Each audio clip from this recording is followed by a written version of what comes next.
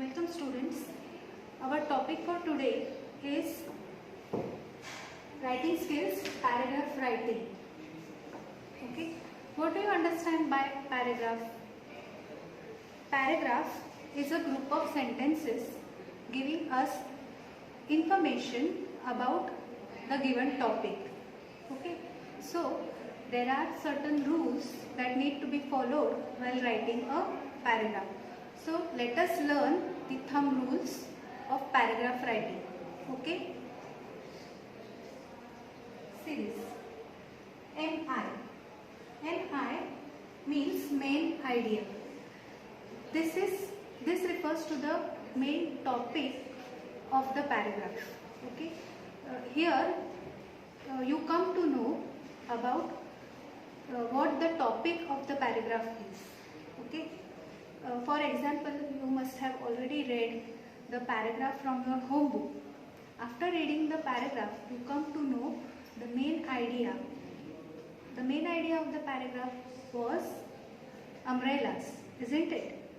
So, main idea tells us about what topic is covered in the paragraph. Okay. Next is SD. SD stands for supporting details. So, supporting details give us additional information about the main idea. Okay. So, in this you may include some examples. Examples should be to the point and precise. Okay. Next is indent. Indent refers to the spacing of the paragraph.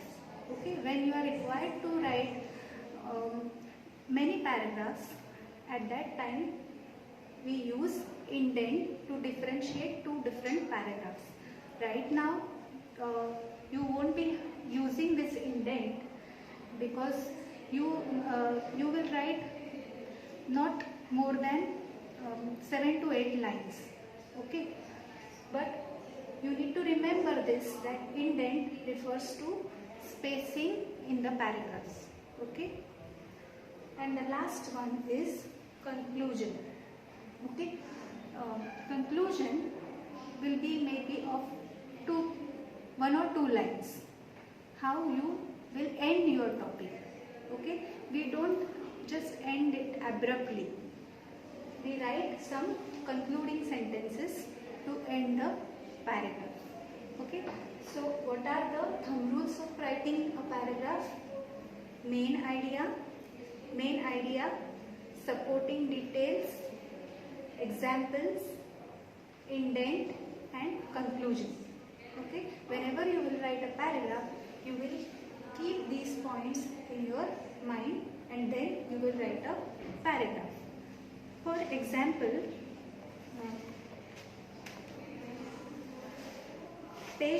home book, page number 3, section B, it reads, write 3 sentences about how your life would be different if hats and caps did not exist. Okay, so here you are asked to write only 3 sentences about how your life would be different if hats and caps did not exist. So how would you write the answer? You will write about why do we use hats and caps. Why do we use hats and caps? To protect ourselves from the sun, isn't it? Next, you will write what is the alternative if hats and caps did not exist. What would you use to protect yourself from the sun if hats and caps did not exist? Maybe you will use umbrella or scarf, isn't it? We have options. Now, next will be, third sentence will be, what is the difference and why hats and caps are important? What will happen if you don't get to use hats and caps? If you use umbrella, what will happen? When you use umbrella, your one hand will always be busy in holding the umbrella, isn't it? But if you wear hats and caps, then you will feel comfortable and have both the hands free to walk, isn't it? So these are the 3 sentences that you can write. Similarly, from your homework page number 6, write a paragraph on everyday thing you cannot do without. Describe the thing and give reasons why it is important to you. So here, now you are required to write a paragraph. So how will you write a paragraph? First thing, you will write the heading of the paragraph. Okay. Then you will name the everyday thing that you cannot do without. Okay. What is that thing that you cannot do without? Okay. You will name that thing. Third will be describe how it looks.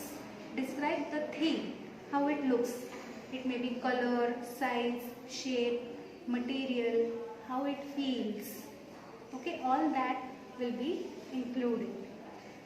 Then last conclusion will be, why is it so important to you that you really cannot manage without using it?